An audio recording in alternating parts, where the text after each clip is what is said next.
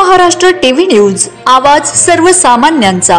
सोनगीर येथे श्री सोमेश्वर महादेव मंदिर येथे मैत्रेयीची मीटिंग संपन्न।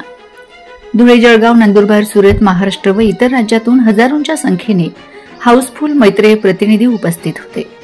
नुकतेच काही मैत्रेयीच्या प्रॉपर्टीचा लिलाव होऊन 200 ते 250 कोटी रुपये एस्क्रो खात्यात जमा झाले आहेत। अजून काही प्रॉपर्टी विकून बँकेत पैसे जमा झाल्यावर काही महिन्यातच पैसे वाटपाची सुरुवात होणार आहे।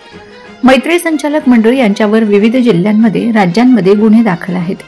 हे गुन्हे एकत्रित एकाच कोर्टात सुरू करण्यासाठी संचालक यांच्या वकिलांमार्फत जोरदार प्रयत्न सुरू आहेत, जेणेकरून त्यांची लवकर सुटका होईल व मैत्रेयीच्या प्रॉपर्टीवर ते दावा दाखल करतील।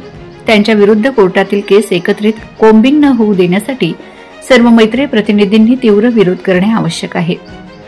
त्यासाठी जास्तीत जास्त मैत्रेय प्रतिनिधींनी सभासद पावती घेऊन कोर्टात हरकत घ्यावयाची आहे व त्यात वकिलांची फी, कोर्टात येण्या जाण्यासाठी मैत्रेय असोसिएशन संघटनेला लागणारा खर्च कामात येणार आहे। तरी स्वपूर्तीने आज 225 मैत्रेय प्रतिनिधींनी सभासद पावती घेतली व बरीचशी रक्कम गोळा झाली व सर्व मैत्रेय प्रतिनिधींनी सभासद पावती घेण्याचा संकल्प व सोबत राहण्याचा संकल्प केला। यापुढे सर्व मैत्रेय प्रतिनिधींनी मैत्रेय असोसिएशनला सहकार्य करावे।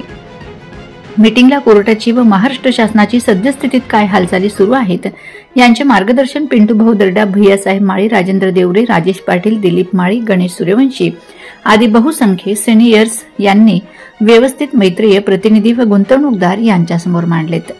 आजच्या मीटिंगने सर्व मैत्रेय पीडित प्रतिनिधी व गुंतवणूकदार माता भगिनी यांच्या आशा पल्लवित झाल्यात व सर्व आनंदित झालेत। यापुढे मैत्रेय असोसिएशनचा सर्व ताकदीनिशी लढा पैसे मिळेपर्यंत सुरू राहील असा सर्वांनी संकल्प केला। त्याबद्दल मीटिंगला उपस्थित राहिलेले सर्व पदाधिकारी, मैत्रेय प्रतिनिधी व गुंतवणूकदार यांचे मनपूर्वक अभिनंदन। वंदे महाराष्ट्र टीव्ही मीडिया प्रतिनिधी मीना पाटील, धुळे।